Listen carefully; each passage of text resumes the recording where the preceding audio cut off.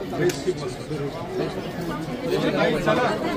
तुम्ही बारामतीमध्ये आलेला आहात, आज बारामतीमध्ये आलेला आहे, अशा पद्धतीने स्वागत झालंय आणि तुम्ही सायकल स्पर्धेच्या निमित्ताने देखील आलेला आहेत, या ठिकाणी देखील कार्यक्रम झालेला आहे। आज राज्याचे लाडके उपमुख्यमंत्री व राष्ट्रवादी काँग्रेस पक्षाचे राष्ट्रीय अध्यक्ष अजितदादांच्या वाढदिवसाच्या निमित्ताने सालाबादप्रमाणे राष्ट्रीय सायकल स्पर्धा आहे, त्याच्या बक्षीस समारंभाच्या निमित्ताने मला आज बारामतीमध्ये येण्याची संधी मिळाली।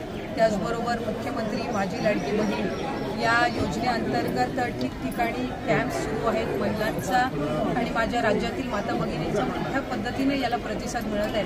त्यामुळे आज राष्ट्रवादी काँग्रेस पक्षाच्या कार्यालयामध्ये सुद्धा आणि शासनाच्या वेगवेगळ्या कार्यालयामध्ये सुद्धा याचे कॅम्प सुरू आहेत, त्याला भेट देण्याची सुद्धा मला संधी मिळाली।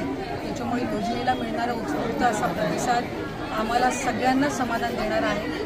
आज सायकल स्पर्धांचं सुद्धा बक्षीस वितरण आहे, त्यामुळे त्यानिमित्ताने सुद्धा बारामतीमध्ये येण्याची संधी मिळणं ही माझ्यासाठी सुद्धा एक अतिशय आनंदाची बाब आहे। लाडकी बहीण योजनेमध्ये विरोधकांकडून नेहमीच टीका होती की अनेक ठिकाणी सर्व्हरचा प्रॉब्लेम येतोय, काही ठिकाणी तलाठीकडून शासकीय अधिकाऱ्याकडून पैसे देखील घेतले जातात, या योजने शुल्क असतं काय सांगायला? एक तर विरोधक या संदर्भातली टीका ही पहिल्या दिवसापासून करत आहेत, पण मला आवर्जून आपल्या माध्यमातून सांगायचं की या योजनेला सर्वात जास्त प्रतिसाद हा माझ्या माता भगिनींचा मिळत आहे। आमच्यासाठी ती गोष्ट जास्तीत जास्त समाधानकारक आहे। जे टीका करतायत त्यांच्या मतदारसंघामध्ये त्यांचे स्वतःचे बॅनर लावून तेच कॅम्प्स आयोजित करतायत आणि ते या योजनेवर टीका सुद्धा करतात। त्याच्यामुळे महायुतीच्या सरकारने आणलेली ही योजना ही माझ्या माता भगिनींसाठी किती उपयुक्त आहे हे प्रत्येक लोकप्रतिनिधीला माहिती आहे। प्रत्येक आमदार मग तो विरोधातला असो किंवा सत्तेतला असो हे अधिकाधिक प्रयत्न त्या ठिकाणी करत आहेत की ही जी योजना आहे ही जनतेपर्यंत पोहोचावी।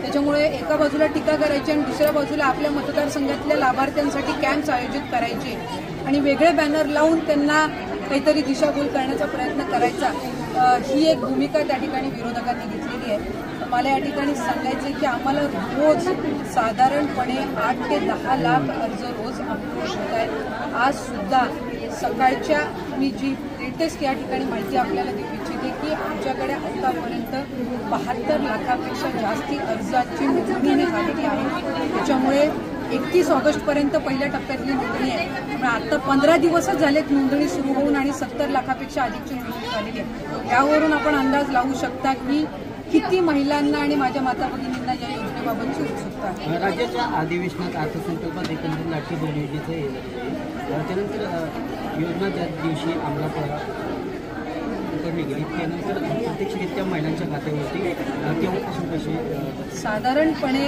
आमच्या सगळ्यांचा प्रयत्न आहे की ज्या पहिल्या टप्प्यातील पात्र महिला आहेत त्यांना 15 ऑगस्ट ते 19 ऑगस्ट म्हणजे रक्षाबंधनच्या दिवसाचं औचित्य साधून या पहिल्या टप्प्यातील माझ्या माता भगिनींना लाभार्थ्यांना सन्माननीय मुख्यमंत्री एकनाथजी शिंदे साहेब, उपमुख्यमंत्री फडणवीस साहेब आणि ज्यांनी हा ऐतिहासिक अर्थसंकल्प सादर केला ते उपमुख्यमंत्री अजितदादा यांच्या मार्गदर्शनाखाली पहिलं वितरण जे आहे ते रक्षाबंधनच्या मुहूर्तावर त्याचं औचित्य साधून करण्याचा विभागाचा माणूस आहे। कोणताही महिला बाल विकास मंत्री तुम्ही काय आवाहन कराल की जास्तीत जास्त महिलांना ह्या फॉर्म भरताना अडीअडचणी?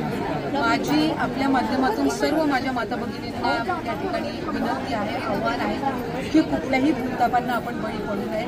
आपण अधिकाधिक या योजनेअंतर्गत नोंदणी करावी। आपल्याला लवकरात लवकर लाभ हा या योजनेअंतर्गत सुरू होणार आहे।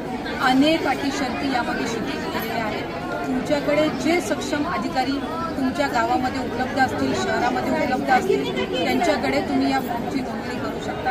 अंगणवाडी सेविका असेल, मदतनीस असेल, आशा सेविका आहे, तुमचा वॉर्ड अधिकारी आहे, सेवा सुविधा केंद्राचे अधिकारी आहेत, मुख्य सेविका आहे, या ग्रामसेवक आहे, या सगळ्यांकडे तुम्ही याची नोंदणी करू शकता। ठिकठिकाणी कॅम्पचं सुद्धा आयोजन केलेलं आहे, तिथं सुद्धा जाऊन तुम्ही फॉर्मची नोंदणी करू शकता आणि ही अशी एकमेव योजना आहे ज्याचा फॉर्म तुम्ही घरी बसल्या सुद्धा तुमच्या अँड्रॉइड फोनवरनं नारी शक्ती दूत ॲप तुम्ही डाउनलोड करून याचा फॉर्म तुम्ही स्वतः सुद्धा भरू शकता। वाढदिवस आहे, दादांच्या वाढदिवसाच्या निमित्ताने विविध कार्यक्रमांचं आयोजन केलेलं आहे, त्यामध्ये सहभागी होत असताना पक्षाची एक छोटी कार्यकर्ता म्हणून मला निश्चितपणाने आनंद आहे। एक धडाडीचं नेतृत्व म्हणून खऱ्या अर्थानं गतिमान पद्धतीनं राज्याला पुढे नेणारं नेतृत्व म्हणून दादांकडे नेहमी बघितलं जातं।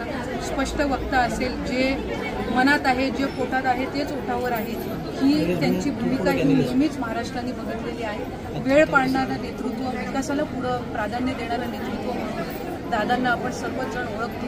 त्याच्यामुळे त्यांच्या वाढदिवसाच्या पूर्वसंध्येला आज हे कार्यक्रम आयोजित होणं हे कार्यकर्त्यांच्या दृष्टीने पर्वणी असतं. मला मनापासूनची इच्छा असते की आमच्या नेतृत्वासाठी आम्ही त्यांचा वाढदिवस हा सामाजिक कार्यक्रम आयोजित करून करावे. आज बारामतीमध्ये सायकलची स्पर्धा असेल, मला वाटतं हडपसरपासून त्याची सुरुवात झाली.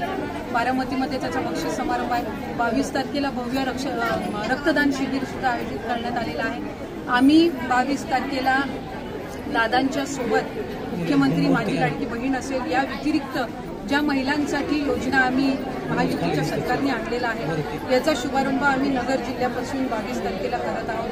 दादांचा यंदाचा वाढदिवस सुद्धा जी गोष्ट त्यांना सर्वात जास्त आवडते म्हणजे जनतेची सेवा आणि काम करणं, त्या गोष्टीमध्येच ते व्यथित होऊन त्यांचा वाढदिवस साजरा करणार आहे. त्यामुळे आम्ही नगर जिल्ह्याच्या दौऱ्यावर 22 तारखेला असणार आहोत. वाढदिवसाच्या दिवशी त्यांच्या समवेत असणं हे कुठल्याही कार्यकर्त्यासाठी नक्कीच एक आनंदाची गोष्ट आहे. राज्यात आता महिलांना जास्तीत जास्त अर्थसंकल्पामध्ये तर येणाऱ्या काळात विधानसभा निवडणुका महिलांना राष्ट्रवादीतर्फे जास्तीत जास्त महिलांना संधी मिळणार. ही एक पक्षाची कार्यकर्ते